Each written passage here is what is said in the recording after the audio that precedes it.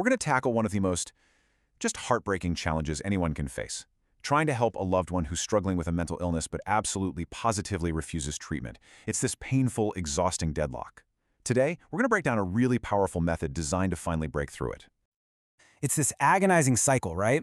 You try so hard to help, but it feels like every attempt to talk, to reason, to just lay out the facts, it just makes everything explode. You end up feeling totally burnt out, the relationship gets frayed, and you're no closer to getting them the help they need.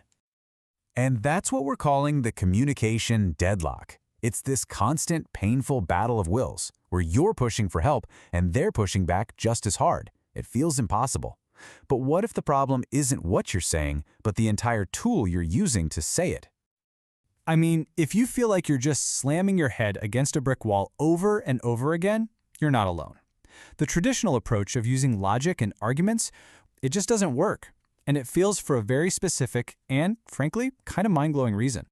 So let's get to the absolute core of it. This is the insight that changes the entire game.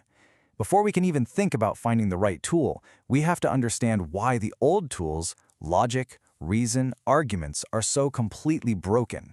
And this requires a huge shift in how we look at the problem itself.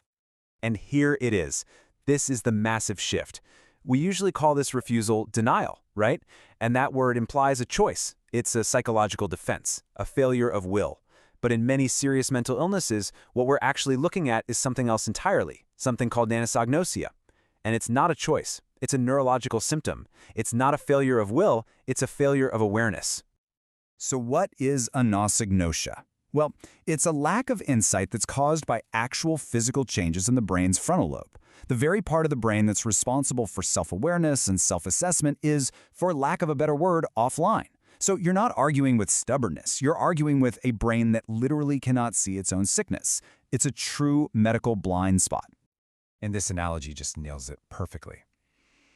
Trying to logic someone out of a delusion caused by anosognosia is like trying to argue them out of having a broken leg.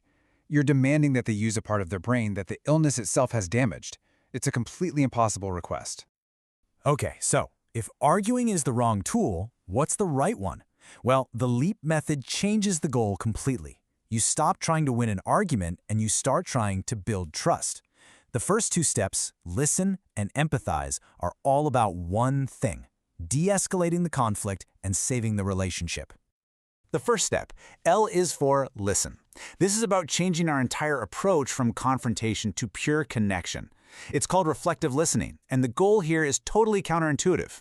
You are listening only to understand their reality. That's it. You're not listening to find holes in their logic or to gather ammo for your rebuttal. Just look at this comparison. Let's say your loved one believes the doctor has put a computer chip in their brain. The typical knee-jerk response is to argue the fact, right? That's ridiculous, which of course immediately starts a fight. Reflective listening does the exact opposite. You just neutrally repeat back what you heard. Okay, so you believe the hospital did something to you. Did I get that right? You are simply proving you heard them. You are not saying you agree. And that brings us to the single most critical, non-negotiable rule of this step: absolutely zero conflicting language. The second you say but, or however, or actually, it's game over. They know you are just pretending to listen, just waiting to pounce and correct them. The argument is right back on. Resisting that urge to say but is the hardest part of this whole thing, and it's also the most important. Okay, so once they feel heard, truly heard, you can move to the next step, E, for empathize. And notice the word here, strategic empathy. The goal is to validate the feeling that their delusion is causing without validating the delusion itself. It's a very subtle but very powerful distinction. Here's how that looks in practice.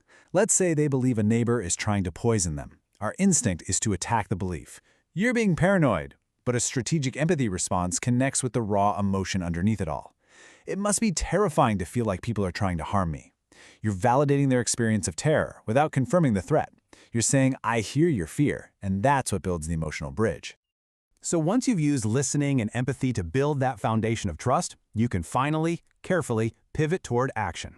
The next steps, agree and partner, are where you start to find a path forward together. This is only possible after you've built that bridge. Now A is for agree, and this is the big tactical shift. You completely stop arguing about the diagnosis. You just drop the rope in that tug of war. Instead, you work to find tangible things, life goals, symptoms, that you can both agree are problems, even if you totally disagree on what's causing them. And notice how these examples are all focused on quality of life. The agreement isn't, we agree you have bipolar disorder. No, it's we both agree we want to argue less, or we both agree you really want to stay out of the hospital.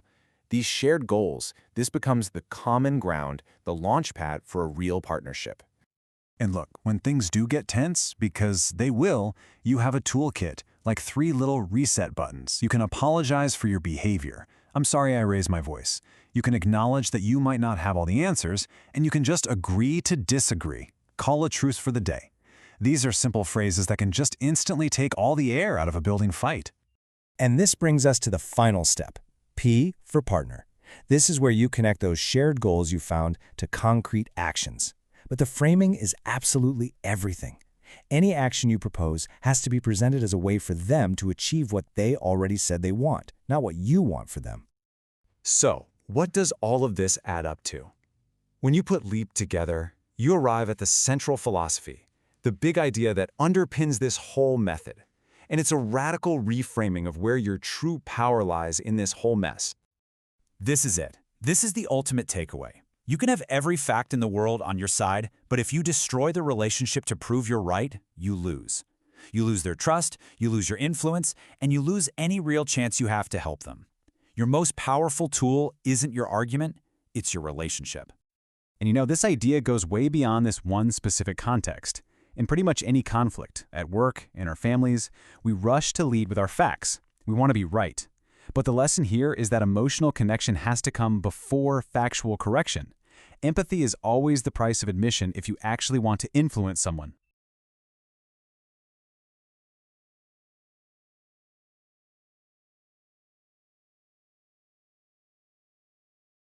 If this was helpful for you, please go ahead and click like and subscribe. It really does help us bring you more explainers like this one. Thank you. And one last note, this channel is for education and support, not medical advice. And if you're ever in crisis, especially here in the US, you can call or text 988 for immediate help.